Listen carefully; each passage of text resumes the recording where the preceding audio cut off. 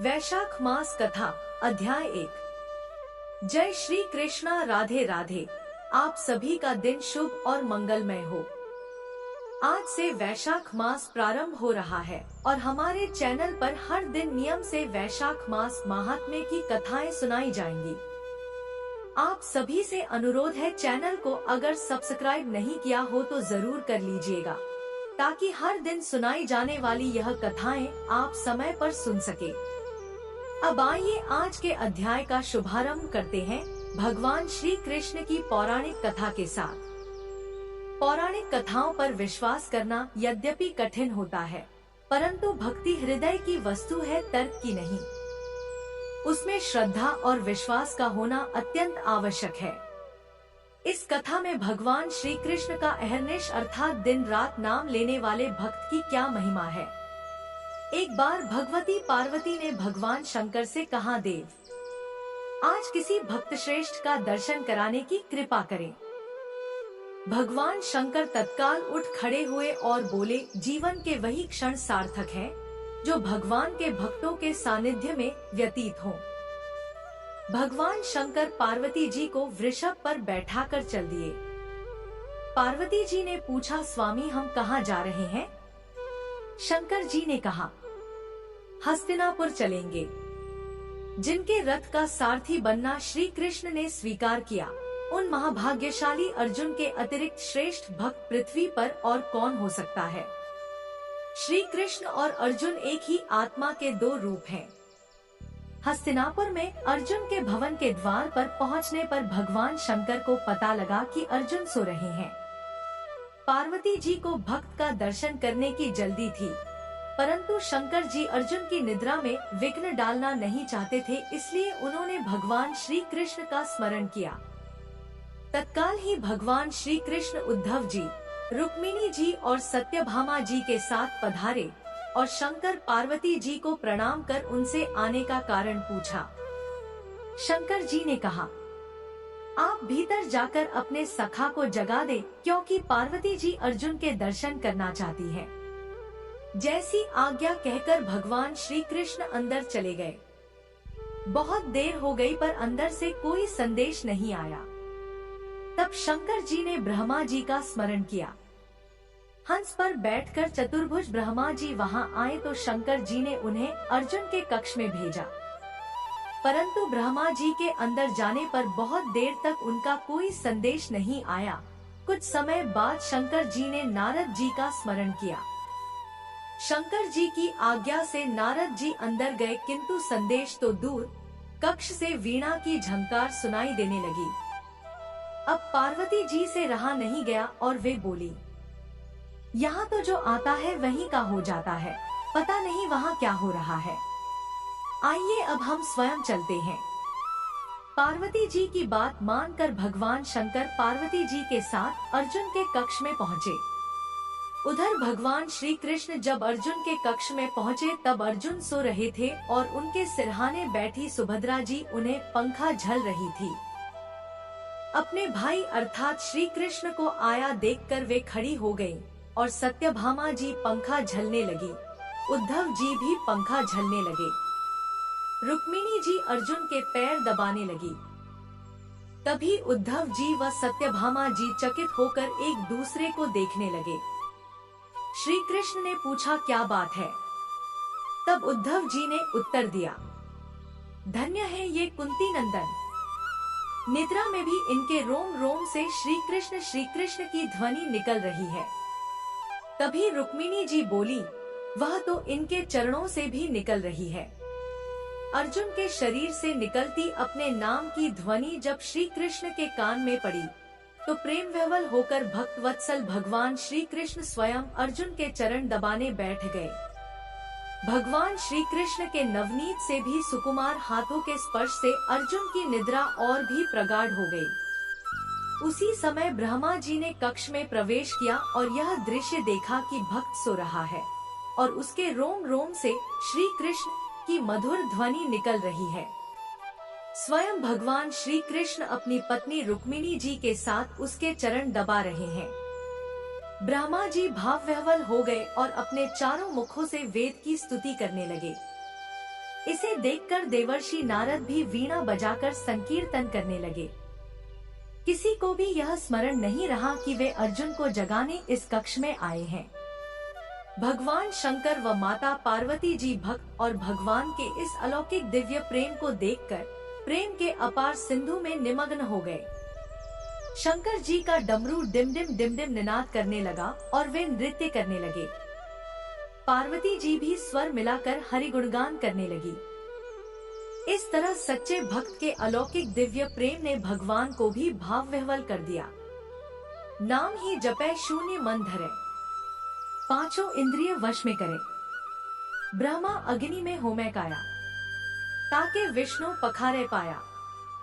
भगवान के नाम में विलक्षण शक्ति है। जिस प्रकार किसी व्यक्ति का नाम लेने पर वही आता है, ठीक उसी तरह श्री कृष्ण नाम का उच्चारण करने पर वह तीर की तरह लक्ष्य भेद करता हुआ सीधे भगवान के हृदय पर प्रभाव करता है, जिसके फलस्वरूप मनुष्य श्री कृष्ण कृपा का भाजन बनता है। जहाँ कहीं और कभी भी शुद्ध हृदय से कृष्ण नाम का उच्चारण होता है, वहाँ स्वयं कृष्ण अपने को व्यक्त करते हैं। आज इस घोर कलिकाल में भगवान तो प्रकट है नहीं जो कलयुगी मानव का उद्धार करे, परंतु उनका नाम तो है ही। इसलिए सांस सांस पर कृष्ण भज, वृथा सांस मत खोए, ना जाने या सांस को आवन होए न होए। तो एक बार प्रेम से बोलिए जय श्री कृष्णा, राधे राधे। यह कहानी आपको कैसी लगी मुझे कमेंट करके जरूर बताइएगा। अब सुनिए आज वैशाख मास महात्म्य का पहला अध्याय। नारायण नमस्कृत्य नरं चैव नरोत्तम, देवी सरस्वती व्यासं ततो जयमुदीरयेत्। अर्थात भगवान नारायण, नरश्रेष्ठ नर, देवी सरस्वती तथा महर्षि वेदव्यास जी को नमस्कार करके भगवान की विजय कथा से परिपूर्ण इतिहास पुराण आदि का पाठ करना चाहिए। वैशाख मास में आप कौन कौन से नियम प्रारंभ कर सकते हैं? इसके अलावा तुलसी जी और पीपल को सींचने और पूजन करने का जो नियम और महत्व है, उसके बारे में आप इस वीडियो के अंत में जानेंगे। हो सके तो आज इस वीडियो को अंत तक जरूर देखिएगा। श्री सूत जी कहते हैं कि राजा अम्बरीश ने परमेष्ठी ब्रह्मा जी के पुत्र देवर्षि नारद से पुण्यमय वैशाख मास का महात्म्य पूछा कि हे ब्राह्मण, मैंने आपसे सभी महीनों का महात्म्य सुना। उस समय आपने यह कहा था कि सब महीनों में वैशाख मास श्रेष्ठ है, इसलिए यह बताने की कृपा करें कि वैशाख मास क्यों भगवान विष्णु को प्रिय है और उस समय कौन कौन से धर्म भगवान विष्णु के लिए प्रीतिकारक हैं। नारद जी ने कहा, वैशाख मास को ब्रह्मा जी ने सभी मासों में उत्तम सिद्ध किया है। वह माता की भांति सब जीवों को सदा अभीष्ट वस्तु प्रदान करने वाला है। धर्म, यज्ञ, क्रिया और तपस्या का सार है। संपूर्ण देवताओं द्वारा पूजित है। जैसे विद्याओं में वेद विद्या, मंत्रों में प्रणव, वृक्षों में कल्प वृक्ष, धेनुओं में कामधेनु, देवताओं में विष्णु, वर्णों में ब्राह्मण, प्रिय वस्तुओं में प्राण, नदियों में गंगा जी, तेजों में सूर्य, अस्त्र शस्त्रों में चक्र, धातुओं में सुवर्ण, वैष्णवों में शिवजी तथा रत्नों में कौस्तुभमणि है। उसी प्रकार धर्म के साधन भूत महीनों में वैशाख मास सबसे उत्तम है। संसार में इसके समान भगवान विष्णु को प्रसन्न करने वाला दूसरा कोई मास नहीं है।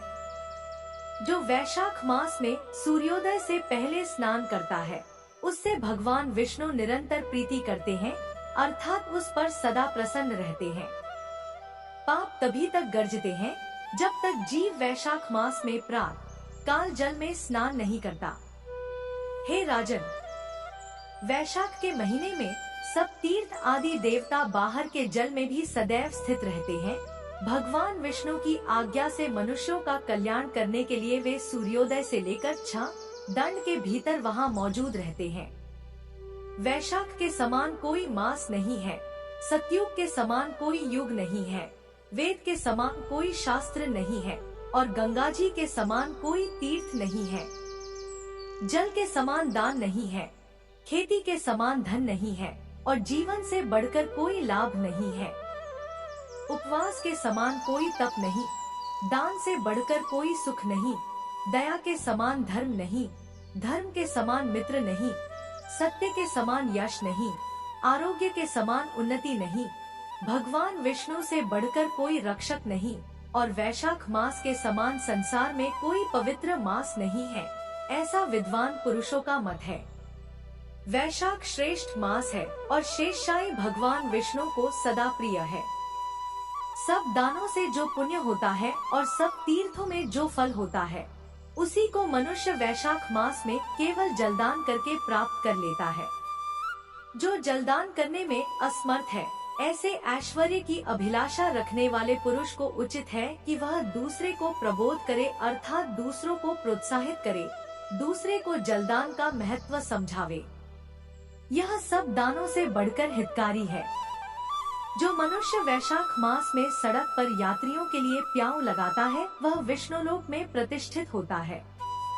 नृपश्रेष्ठ प्रपादान अर्थात प्याऊ देवताओं, पितरों तथा ऋषियों को अत्यंत प्रीति देने वाला है। जिसने प्याऊ लगाकर रास्ते के थके मांदे मनुष्यों को संतुष्ट किया है, उसने श्री ब्रह्मा, विष्णु और शिवजी आदि देवताओं को संतुष्ट कर लिया है। राजन, वैशाख मास में जल की इच्छा रखने वाले को जल, छाया चाहने वाले को छाता और पंखे की इच्छा रखने वाले को पंखा देना चाहिए। हे राजेंद्र, जो प्यास से पीड़ित महात्मा पुरुष के लिए शीतल जल प्रदान करता है, वह उतने ही मात्र से 10,000 राजसूय यज्ञों का फल पाता है। धूप और परिश्रम से पीड़ित ब्राह्मण को जो पंखा डुलाकर हवा करता है, वह उतने ही मात्र से निष्पाप होकर भगवान विष्णु का पार्षद हो जाता है। जो मार्ग से थके हुए श्रेष्ठ द्विज को वस्त्र से भी हवा करता है, वह उतने से ही मुक्त हो भगवान विष्णु का सानिध्य प्राप्त कर लेता है।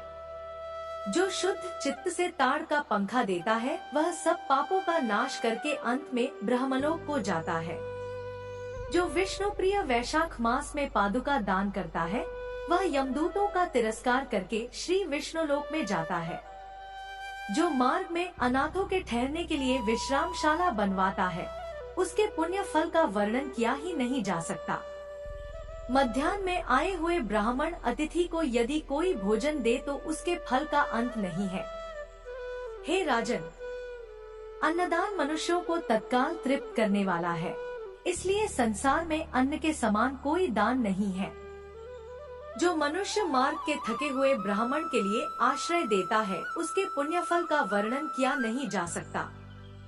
भूपाल, जो अन्नदाता है, वह माता पिता आदि का भी विस्मरण करा देता है, इसलिए तीनों लोकों के निवासी अन्नदान की ही प्रशंसा करते हैं। माता और पिता केवल जन्म के हेतु हैं, पर जो अन्न देकर पालन करता है मनीषी पुरुष इस लोक में, उसी को पिता कहते हैं। नारद जी कहते हैं, वैशाख मास में धूप से तपे और थके मांदे ब्राह्मणों को या अन्य व्यक्तियों को श्रम नाशक सुखद पलंग देकर मनुष्य कभी जन्म मृत्यु आदि के क्लेशों से कष्ट नहीं पाता। जो वैशाख मास में पहनने के लिए कपड़े और बिछाने के लिए बिछावन देता है, वह उसी जन्म में सभी भोगों से संपन्न हो जाता है और सभी पापों से रहित होकर ब्रह्मा निर्वाण अर्थात मोक्ष को प्राप्त कर लेता है। जो तिनके की बनी हुई या अन्य खजूर आदि के पत्तों की बनी हुई चटाई का दान करता है, उसकी उस चटाई पर साक्षात भगवान विष्णु सोते हैं। चटाई देने वाला बैठने और बिछाने आदि में सब ओर से सुखी रहता है। जो सोने के लिए चटाई और कंबल देता है, वह उतने ही मात्र से मुक्त हो जाता है। निद्रा से दुख का नाश होता है और निद्रा से थकावट दूर होती है, और वह निद्रा चटाई पर सोने वाले को सुख पूर्वक भी आ जाती है। धूप से कष्ट पाए हुए श्रेष्ठ ब्राह्मण को जो सूक्ष्मतर वस्त्र दान करता है, वह पूरी आयु और परलोक में उत्तम गति को प्राप्त करता है। जो पुरुष ब्राह्मण को फूल और रोली देता है, वह लौकिक भोगों का भोग करके मोक्ष को प्राप्त कर लेता है। जो खस, कुश और जल से वासित चंदन देता है, वह सब भोगों में देवताओं की सहायता प्राप्त करता है और उसके पाप और दुख की हानि होकर परमानंद की प्राप्ति होती है। वैशाख के धर्म को जानने वाला जो पुरुष गोरोचन और कस्तूरी का दान करता है, वह तीनों पापों से सदा के लिए मुक्त होकर परम शांति को प्राप्त कर लेता है। जो विश्रामशाला बनवाकर प्याऊ सहित ब्राह्मण को दान करता है वह लोगों का अधिपति बन जाता है।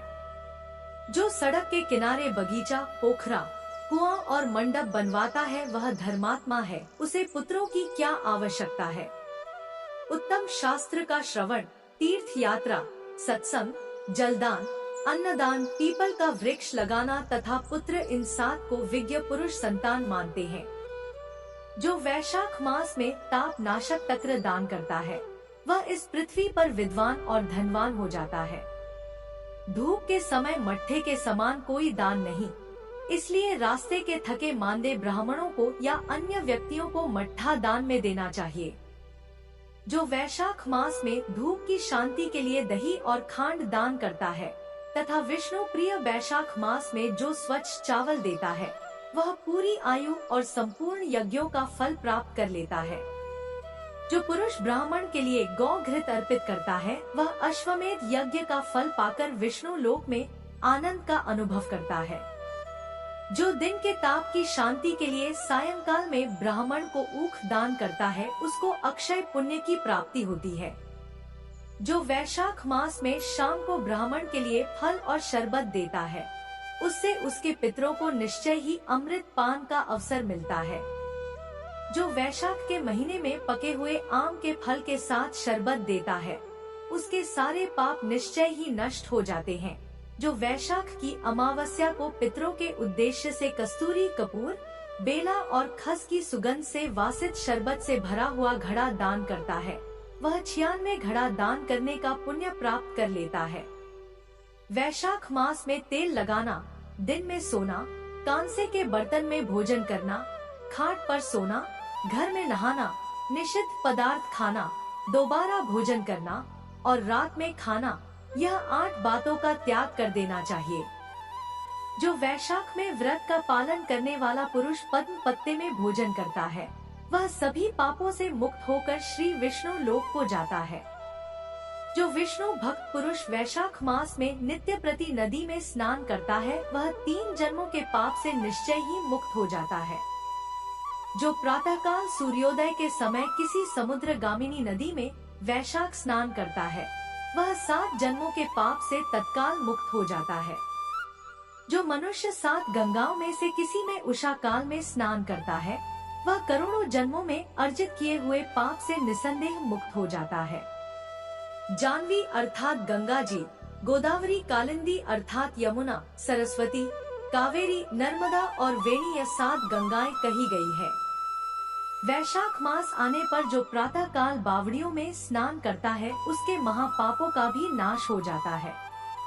कंद, मूल, फल, शाक, नमक, गुड़, बेर, पत्र, जल और तक्र जो भी वैशाख मास में दिया जाए वह सब अक्षय होता है। तक्र अर्थात छाछ या मट्ठा। ब्राह्मण आदि देवता भी बिना दिए हुए कोई वस्तु नहीं पाते।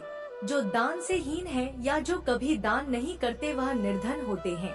इसलिए सुख की इच्छा रखने वाले पुरुष को वैशाख मास में अवश्य ही दान करना चाहिए। सूर्य देव के मेष राशि में स्थित होने पर भगवान श्री विष्णु के उद्देश्य से अवश्य ही प्रातःकाल स्नान करके भगवान विष्णु की पूजा करनी चाहिए। कोई महिरथ नामक एक राजा था जो कामनाओं में आसक्त और अजितेंद्रिय था। वह केवल वैशाख स्नान के सुयोग से स्वतः ही वैकुंठ धाम को चला गया। वैशाख मास के देवता भगवान मधुसूदन है, इसलिए वह सफल मास है। वैशाख मास में भगवान की प्रार्थना का मंत्र इस प्रकार है। मधुसूदन देवेश वैशाखे मेषगे रवो प्रात स्नानम करिष्यामि निर्विघ्नं कुरु माधव। अर्थ, हे मधुसूदन, हे देवेश्वर माधव, मैं मेष राशि में सूर्य के स्थित होने पर वैशाख मास में प्रात स्नान करूंगा। आप इसे निर्विघ्न पूर्ण कीजिए। तत्पश्चात निम्नांकित मंत्र से अर्घ्य प्रदान करना चाहिए। वैशाखे मेषगे भानौ प्रात स्नान परायण अर्घ्यम तेहा प्रदास्यामि गृहान मधुसूदन। अर्थात सूर्य के मेष राशि पर स्थित रहते हुए वैशाख मास में प्रात स्नान के नियम में संलग्न होकर मैं आपको अर्घ्य देता हूँ। हे मधुसूदन, कृपया इसे ग्रहण कीजिए। इस प्रकार अर्घ्य समर्पण करके स्नान करें। फिर वस्त्रों को पहनकर संध्या तर्पण आदि सब कर्मों को पूरा करके वैशाख मास में विकसित होने वाले पुष्पों से भगवान विष्णु की पूजा करें। इस प्रकार अर्घ समर्पित करके फिर स्नान करें। फिर वस्त्रों को पहनकर संध्या तर्पण आदि सभी कर्मों को पूरा करके वैशाख मास में विकसित होने वाले पुष्पों से भगवान विष्णु की पूजा करें। इसके बाद वैशाख मास के महात्म्य को सूचित करने वाली भगवान विष्णु की कथाएं सुनें। ऐसा करने से कोटि जन्मों के पापों से मुक्त होकर मनुष्य मोक्ष को प्राप्त कर लेता है। यह शरीर अपने अधीन है, जल भी अपने अधीन है, साथ ही अपनी जिह्वा भी अपने वश में है। इसलिए इस स्वाधीन अर्थात अपने वश में रहे शरीर से स्वाधीन जल में स्नान करके स्वाधीन जिह्वा से हरि इन दो अक्षरों का उच्चारण करना चाहिए। जो वैशाख मास में तुलसी दल से भगवान विष्णु की पूजा करता है वह श्री विष्णु की सायुज्य मुक्ति को प्राप्त कर लेता है। इसलिए अनेक प्रकार के भक्ति मार्ग से और तरह तरह के व्रतों द्वारा भगवान विष्णु की सेवा और उनके सगुण या निर्गुण स्वरूप का अनन्य मन से ध्यान और चिंतन करना चाहिए। आज का अध्याय समाप्त। अगले अध्याय में आप कथा सुनेंगे हेमकांत की, जिसमें वैशाख मास में छत्र दान करने से हेमकांत का उद्धार किस प्रकार हुआ इसका वर्णन किया गया है। अब जानिए वैशाख मास में पीपल और तुलसी जी के सींचने के नियम और महत्व के बारे में। हमारे धार्मिक ग्रंथों में वैशाख महीने में स्नान और दान करने का महत्व बताया गया है। साथ ही ग्रंथों में कहा गया है कि इस पवित्र महीने में किए गए स्नान, दान, व्रत, उपवास और पूजा से मिलने वाला पुण्य कभी खत्म नहीं होता। इस पवित्र महीने में भगवान विष्णु के साथ ही पीपल और तुलसी जी की भी पूजा करनी चाहिए।